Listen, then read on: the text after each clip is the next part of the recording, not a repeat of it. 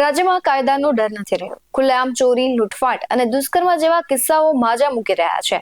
તો બીજી જ બાજુ ભોળી જનતાના રૂપે લીલા લહેર કરતા અમુક નેતા અને અમુક અધિકારીઓના ભ્રષ્ટાચાર અને કૌભાંડના ખેલ ખુલ્લા પડી રહ્યા છે. નમસ્કાર, વાત વિગતવાર સાથે હું ભગવતી વિશાવડિયા.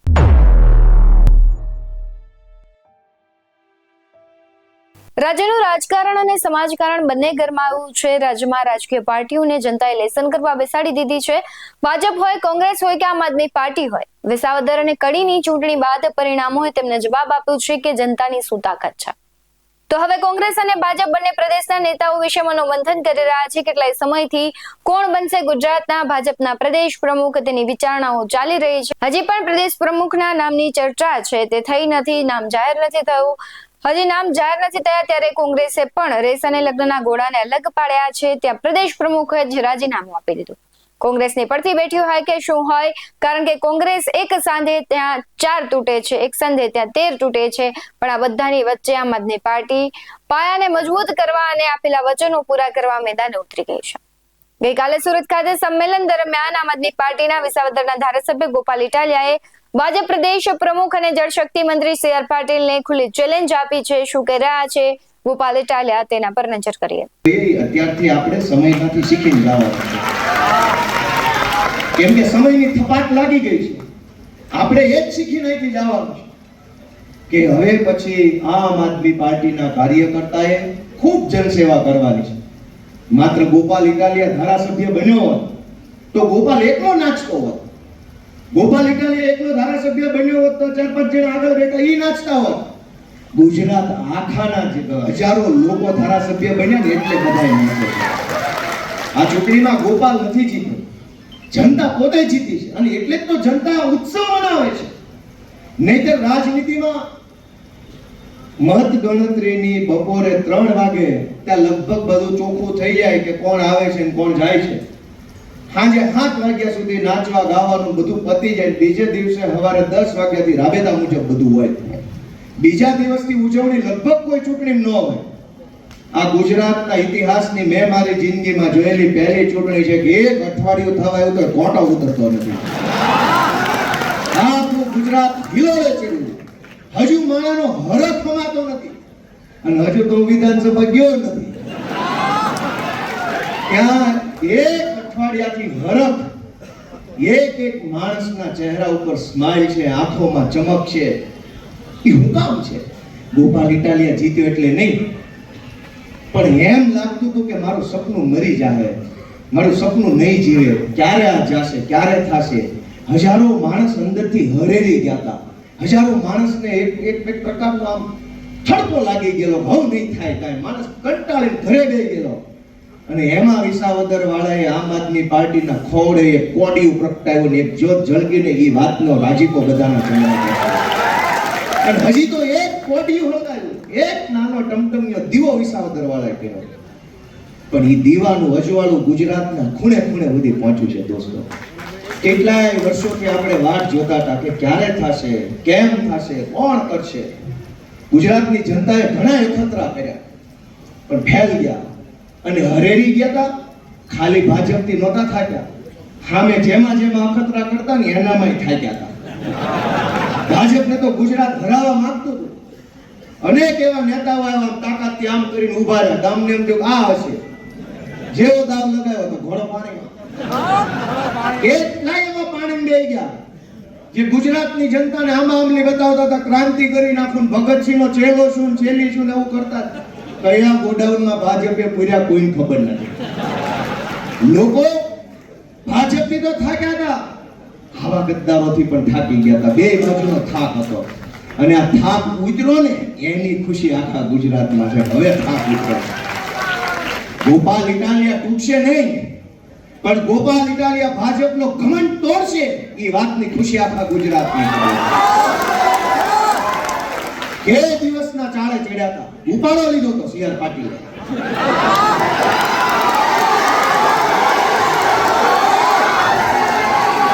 સી.આર. પાટીલે ગુજરાત આખામાં ઉપાડો લીધો કે ધારું એને તોડું, ધારું એને પક્ષ પલટો કરાવું, ધારું એને જેલમાં પૂરું. દોસ્તો સી.આર. પાટીલે ઉપાડો લીધો, અહીંથી ધારાસભ્ય તોડું, અહીંથી તોડું, ત્યાંથી તોડું, ઓલાને લઈ લઉં, આને લઈ લઉં, આને લઈ લઉં.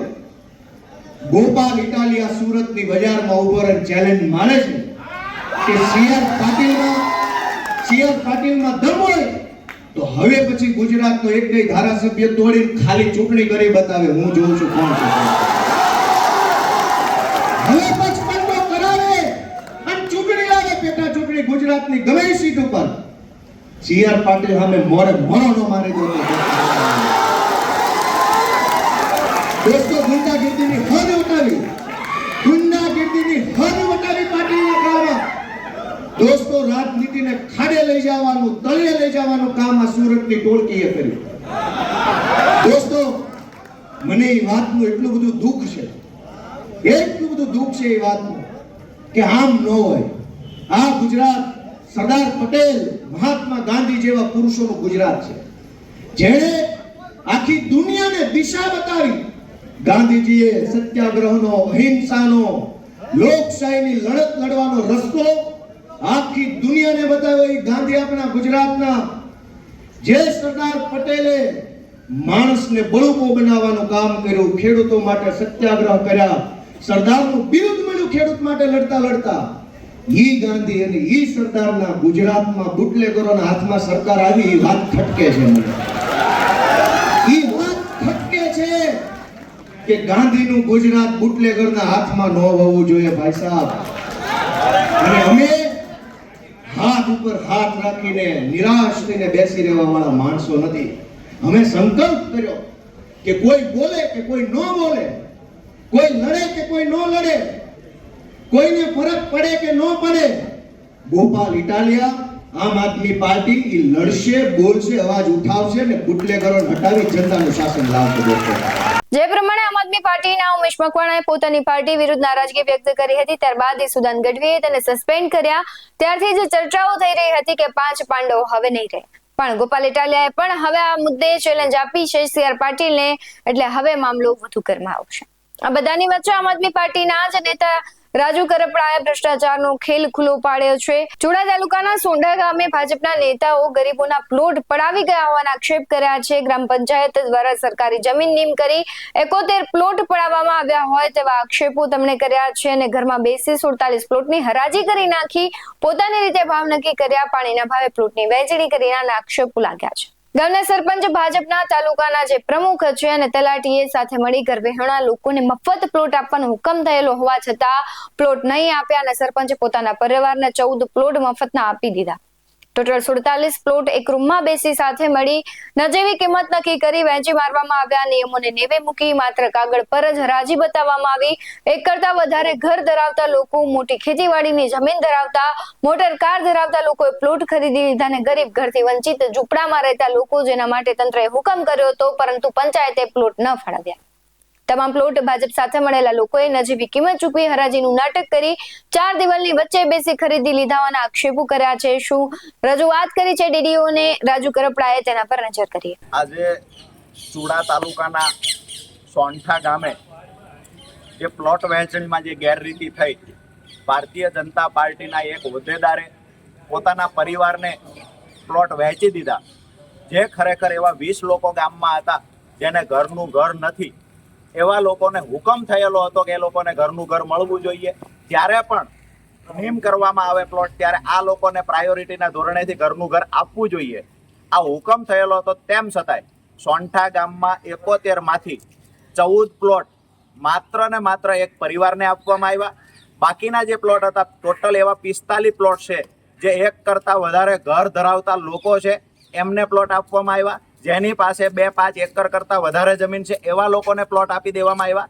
ક્યાંક ને ક્યાંક જાહેરમાં હરાજી થવાની જગ્યાએ એક રૂમમાં બેસી તલાટી સાથે મળી ગામના જે હોદ્દેદાર, ભારતીય જનતા પાર્ટીના તાલુકાના હોદ્દેદારની ભલામણથી માત્ર એક રૂમમાં બેસી અને જે લોકો એમના મળતિયાઓ હતા એને પ્લોટ પધરાવી દેવામાં આવ્યા છે. આજે આ ગામના લોકો છે, જેમાં દલિત સમાજના છે, માલધારી સમાજના છે, જેમાં કોળી સમાજના છે, જેમાં દેવી પૂજક સમાજના લોકો છે. આ લોકોની ફરિયાદ છે, જેને પોતાને ઘર નથી, ગામમાં પ્લોટ નથી, 1 વીઘો જમીન નથી, ખરેખર મળવા પાત્ર પ્લોટ આ લોકોના હતા. આજે દુઃખ સાથે કહેવું પડે ભારતીય જનતા પાર્ટીના જે મળતિયાઓ છે ગામના સરપંચને સાથે રાખીને પોતાના પરિવારને પ્લોટ પધરાવી દીધા છે, ત્યારે આજે ડીડીઓ સાહેબને રજૂઆત કરવા આવેલા. ડીડીઓ સાહેબે 15 દિવસનો સમય માંગ્યો છે. 15 દિવસમાં કંઈક પરિણામ મળશે. 15 દિવસમાં અમે તપાસ કરાવી લઈશું. આવનાર સમયમાં અગર જો ડીડીઓ સાહેબ પણ એની છત્ર છાયા નીચે આવા ભ્રષ્ટાચારીઓને ઉછેરવાનું કામ કરશે તો આ ઘર વિહોણા લોકો આવનાર સમયમાં ડીડીઓ ઓફિસમાં પોતાના પરિવાર સાથે આવીને રહેણાંક કરશે. 15 દિવસમાં અમે જોઈએ છીએ શું તપાસ થાય છે. જો તપાસમાં ક્યાંક ઠાગા ઠૈયા થાય તો સોંઠા ગામમાં ઘર વિહોણા લોકો ડીડીઓ ઓફિસમાં આવી અને પરિવાર સાથે અહીંયા રહેણાંક કરશે. આભાર. તો બીજી તરફ મહેસાણા દૂધસાગર ડેરીની નિયામક મંડળની બેઠકમાં મારામારીની ઘટના બની હતી. વાઇસ ચેરમેન યોગેશ પટેલે લાફા માર્યાનો આરોપ લગાવ્યો છે, ત્યારે ચેરમેન અશોક ચૌધરી અને ડિરેક્ટર દિલીપ ચૌધરીએ તેમના પર હુમલો કર્યો હોવાનો આરોપ મૂક્યો હતો. આ ઘટના બાદ વાઇસ ચેરમેન યોગેશ પટેલે મહેસાણા બી ડિવિઝન પોલીસ સ્ટેશનમાં ફરિયાદ પણ નોંધાવી હતી અને સમગ્ર વિવાદમાં ચેરમેન અશોક ચૌધરીએ દૂધસાગર ડેરીમાં પ્રેસ કોન્ફરન્સ કરી શું કહી રહ્યા છે તેના પર નજર કરીએ. વહીવટ ઉપર અને એના પાવડર બધા ઉપર એના માટે અમારું નિયામક મંડળ અત્યારે આદરણીય મુખ્યમંત્રીશ્રીને સહકાર મંત્રીને મળવા જઈ રહ્યું છે. બે બાબતની માગણી અમે કરવાના છીએ. પહેલી માગણી કરવાના છીએ કે જે આક્ષેપો થયા છે એની સહકાર વિભાગ દ્વારા સક્ષમ ઓથોરિટી તપાસ કરે અને એની અંદર કોઈ અમે કસૂરવાર હોય તો અમારી સામે પગલાં ભરવામાં આવે અને કસૂરવાર ના હોય તો અમે ક્લીન ચીટ આપવામાં આવે. એક માગણી અમારી આ છે. બીજી માગણી અમારી એ છે સરકારશ્રીને કે ફૂડ એન્ડ ડ્રગ ડિપાર્ટમેન્ટ દ્વારા અમારો જે પાવડર પડ્યો છે એ પાવડરનો તપાસ કરવામાં આવે, એનું સેમ્પલિંગ થાય યોગ્ય જગ્યાએ અને એની અંદર પણ જે પણ સાચું હોય જે સેમ્પલ રિપોર્ટ આવે એ રિપોર્ટ જાહેર કરવામાં આવે. એના કારણે અમૂલ ઉપર ગ્રાહકોનો વિશ્વાસ ટકી રહે એટલા માટે અમે માગણી કરીએ છીએ. રાજ્યમાં ઘણી બધી એવી ઘટનાઓ છે જે રાજકારણ અને સામાજિકરણને કહેવાય છે કે ખૂબ ગરમાવું લાગ્યું છે. એક બાજુ પાટીદાર જે આગેવાનો છે તે સુરતમાં પહેલા તેમણે મીટિંગ કરી હતી, ત્યારબાદ ગાંધીનગર ખાતે છે તેઓ ચર્ચા વિમર્શ કરવા માટે ભેગા થયા હતા અને હવે જે કહેવાય છે કે દૂધસાગર ડેરીનો મુદ્દો હોય, ગોપાલ ઇટાલિયાનો હોય, ખૂબ રાજ્યના રાજકારણમાં ગરમાવો આવ્યું છે. તમને શું લાગી રહ્યું છે કે જે ભારતીય જનતા પાર્ટી ઉપર ભ્રષ્ટાચારના આક્ષેપો છે જે આમ આદમી પાર્ટી લગાવી રહી છે કેટલા સાચા છે કેટલા ખોટા છે અને મહીસાગર જે દૂધની ડેરીનો જે વિવાદ ચાલી રહ્યો છે તેમાં શું હકીકત છે તમે કમેન્ટ કરી જરૂરથી જણાવજો. આવા જ વધુ અહેવાલો સાથે ફરી મળતા રહીશું. તમે અમારી યુટ્યુબ ચેનલને સબસ્ક્રાઇબ કરવાનું, અમને ફેસબુક અને ઇન્સ્ટાગ્રામ પર ફોલો કરવાનું ભૂલશો નહીં. બાકી અમને અપડેટ્સ મેળવવા માટે આપ જોતા રહો BS9 TV ન્યૂઝ. નમસ્કાર.